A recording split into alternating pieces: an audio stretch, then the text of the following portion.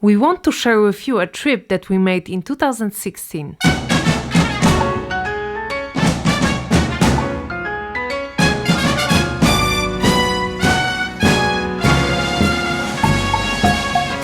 We got married in 2015 and we had no money for a proper honeymoon. So we saved and waited for a year and then we were able to go to Cuba. We always wanted to visit Cuba while Fidel Castro was still alive, so it was still the original without big changes. So we jumped on a plane, flew from Warsaw to Moscow and then to Havana.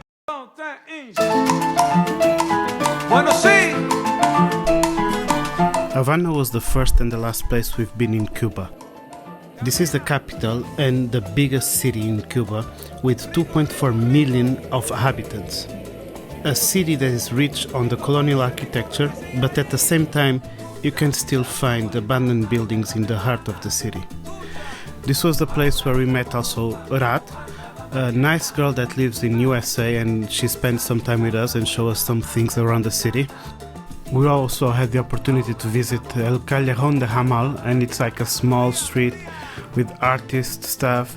There on the Sundays you have this rumba where people sing and dance there, and you can actually see this for free, and it's really pleasant to watch.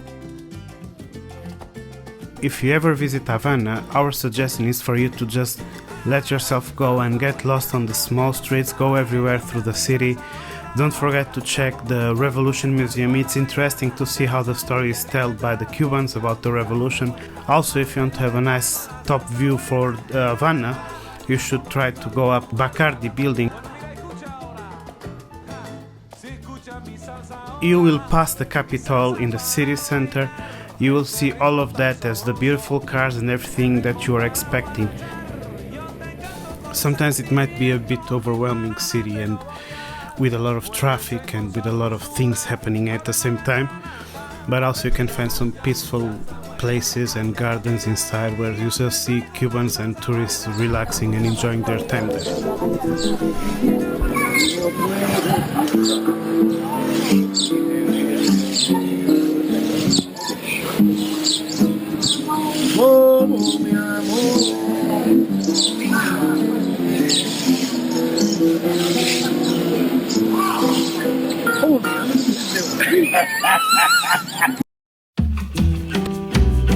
Trinidad was our second city in Cuba. This city makes part of UNESCO patrimony, very rich in colonial architecture. But we decided to not spend too much time there and we moved on.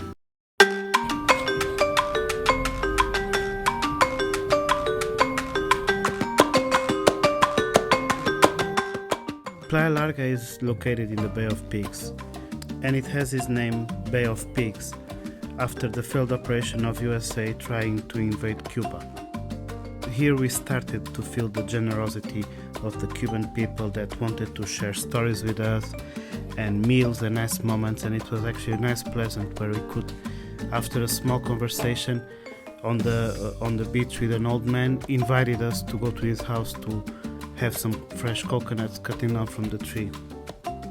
But then, after we relaxed for a few days and we went to see the creator of crocodiles, we went to the place that I wanted the most.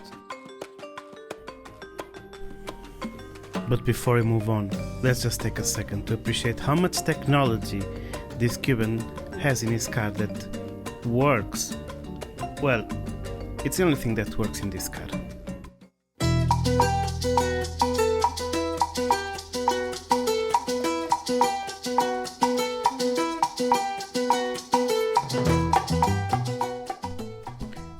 Viñales was the place that I was most curious to visit, and that way we arrived to Viñales and went to visit the farm of Raúl Reis, which is a nice old man that showed us around the things he grows, like coffee beans or any other fruits. And also he spent the time showing us how he keeps the tobacco that he grows and actually how to make a Cuban cigar. Viñales is a small city from the region of Pinar del Rio, and you are all the time surrounded by these mogotes, which is these rock formations, and you can only see this here. There's no other place in Cuba where you have these formations, and makes a unique landscape and beautiful place to see. Also, we went on a cave tour, but we cannot show you because our equipment at that time was not capable to catch this low light.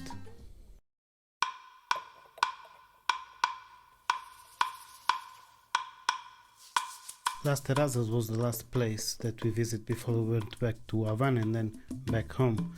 But this is actually a small community and actually is a nature reserve in the municipal part of Candelaria. This place is located in the mountains of Sierra del Rosario, and it's the place that we came to relax before we went back to Havana and to our normal life. This place is very rich in rivers, waterfalls. We went for a walk in the mountain and the forest. We found an old French factory that processed sugar. It was really interesting and to see how these people still live. We also had the opportunity to visit Orchidarium. We actually don't know very well how to say it, but it's like a small open museum where they keep thousands of different species of orchids, and we even found one that smells just like chocolate. Cuban orchid, yeah, smells like chocolate. But really, smell it. Oh wow, it does! It was impressive because one of the guys that works there decided to show us a bit of what he's taking care of, and he decided to show like kind of a private part. Cuba for us was an unforgettable trip.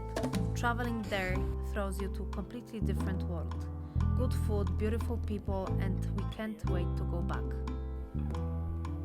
By the way, guys, if you like what we are doing and you would like to support us, you can buy us a coffee. Do you know what is it? It's a platform where you can buy us a coffee and support us so we can make more videos like this.